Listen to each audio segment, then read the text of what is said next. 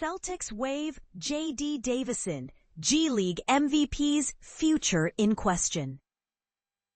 In a move that could spark debate among basketball enthusiasts, the Boston Celtics have officially parted ways with guard J.D. Davison. While this decision might not dominate headlines, it raises intriguing questions about roster strategies in the NBA, especially when teams are juggling salary caps and player development.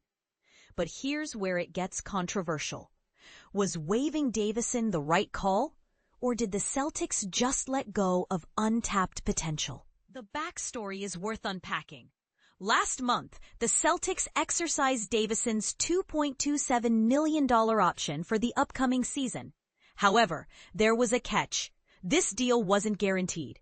For those unfamiliar with NBA contracts, non-guaranteed deals essentially mean the team holds the power to cut ties without financial repercussions. And that's exactly what happened on Thursday. Davison, who turned heads as the G League MVP last season, had spent his first 3 years. These agreements allow players to split time between the NBA and its developmental league, the G League. There's a limit, though. Players can only be on two-way deals with one franchise for a maximum of 3 seasons. Now that Davison has reached that cap, he's free to pursue opportunities elsewhere. According to a league insider, while Davison could sign another two-way contract with a different team, he's also expected to attract interest for standard roster spots. Why did the Celtics make this move now? Here's the part most people miss. By waiving Davison, the Celtics strategically maneuvered themselves back below the salary cap's second apron. For those new to NBA financial terms, the second apron refers to a threshold within the league's collective bargaining agreement, CBA. Operating above it imposes stricter limitations on how teams can build their rosters, including restrictions on trades, free agency signings, and even draft pick usage. By staying below this line, the Celtics retain more flexibility, a crucial advantage in today's competitive league. The Celtics now have an open roster spot, but don't expect them to rush into filling it. Sources indicate no immediate plans to bring in another player, which suggests the team is comfortable with its current depth, or perhaps biding its time for the right opportunity. Let's rewind a bit to understand Davison's journey. Selected by the Celtics with the 53rd overall pick in the 2022 NBA Draft, the 22-year-old guard never quite found consistent playing time in the big leagues. Over 3 seasons, he appeared in just 36 games, averaging a modest 1.9 points and 0.9 assists per game. However, his impact in the G League was undeniable. Playing for Maine, Boston's affiliate team, Davison shone brightly last season. He averaged an impressive 25.6 points, 7.7 assists, and 5.1 rebounds per game, earning him MVP honors. His standout performance even prompted the Celtics to convert his two-way contract into a standard NBA deal back in April. So why the sudden change of heart? This situation invites differing opinions. Some might argue that the Celtics made a calculated business decision, prioritizing financial flexibility over loyalty to a young talent. Others could see it as a missed chance to nurture a promising player who excelled at the developmental level. What do you think? Did the Celtics make the right choice, or should they have given Davison more time to prove himself in the NBA? Share your thoughts in the comments. We'd love to hear from both sides of the debate. For more updates on the Celtics and other NBA news, follow Adam Himmelsbach at adam.himmelsbach@globe.com or on Twitter @Adam Himmelsbach. Breaking: Why Celtics waived J.D. Davison. Salary cap strategy explained. The Boston Celtics have made a strategic move that could significantly impact their off-season plans by waiving point guard J.D. Davison. This decision, while seemingly small, has far-reaching implications for the team's future flexibility. Davison, who was on a non-guaranteed $2.3 million salary, has already secured a new opportunity with the Houston Rockets on a two-way contract, reuniting with his former coach Ime Udoka. But here's where it gets interesting.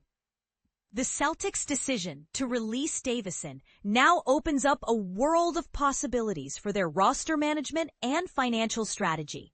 By cutting Davison, the Celtics have done him a favor by allowing him to find a new team while roster spots are still available.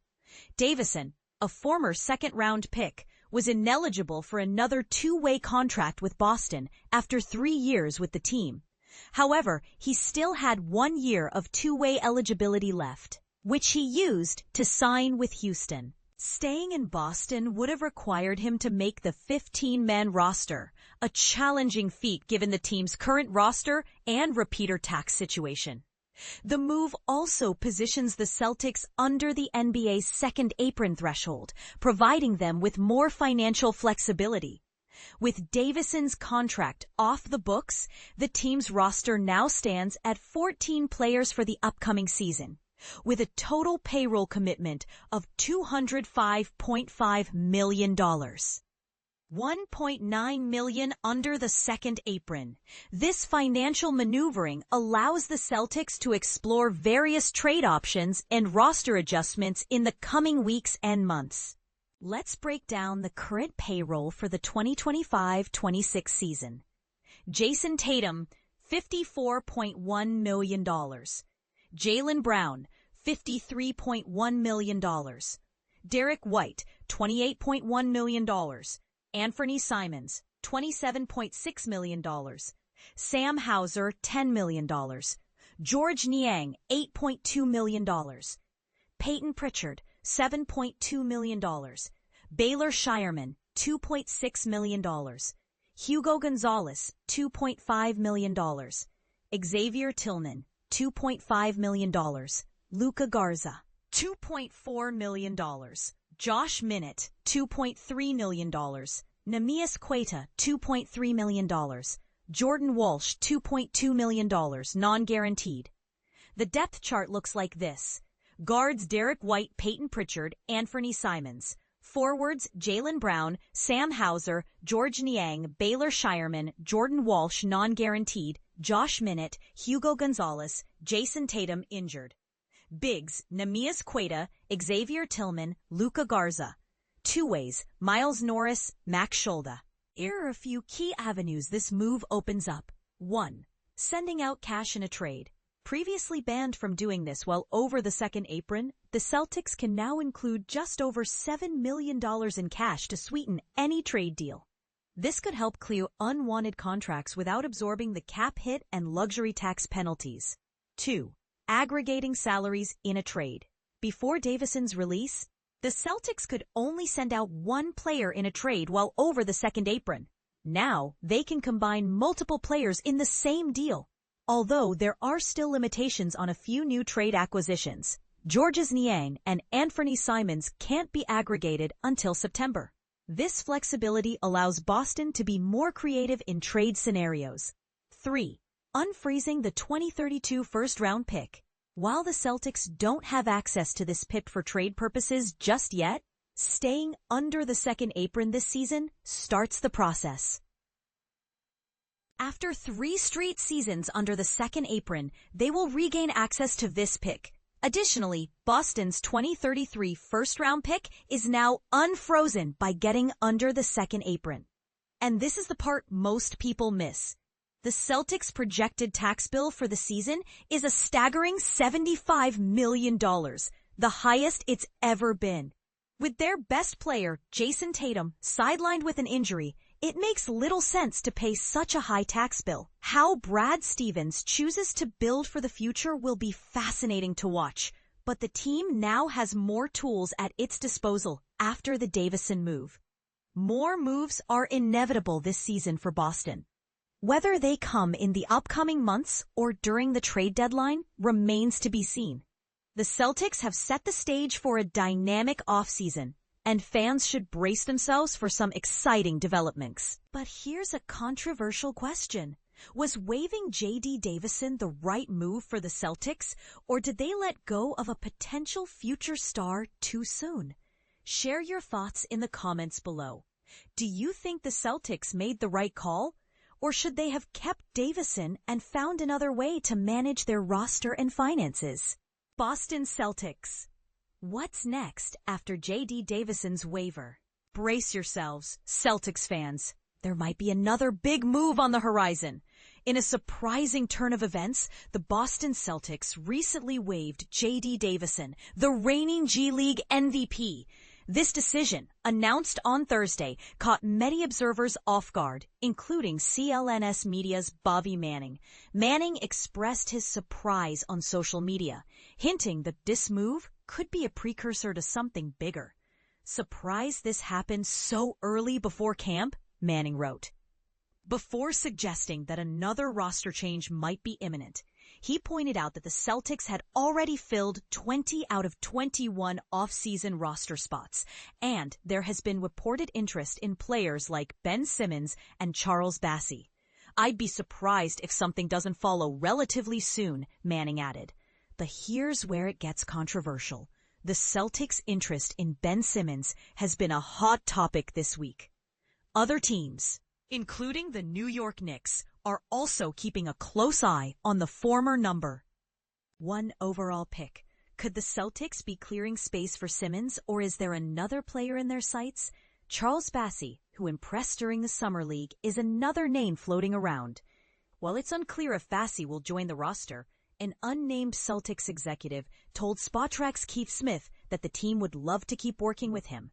This statement leaves room for speculation. Could Bassey be the next addition, or is the team simply keeping their options open? With Davison's departure, the Celtics now have an open roster spot, and their biggest need remains at the center position. However, President of Basketball Operations Brad Stevens hasn't given any clear indications that the team is rushing to fill the spot. Meanwhile, newly acquired veterans Anthony Simons and Georges Niang, along with Sam Hauser, could be potential trade assets. Interestingly, neither Simons nor Niang can be traded with other players until September 7th, which adds another layer of complexity to the team's roster decisions. So, what do you think? Is the Celtics' recent move a strategic play to bring in Simmons or Bassey, or is it just a way to create more roster flexibility? Share your thoughts in the comments. We'd love to hear your take on this developing story.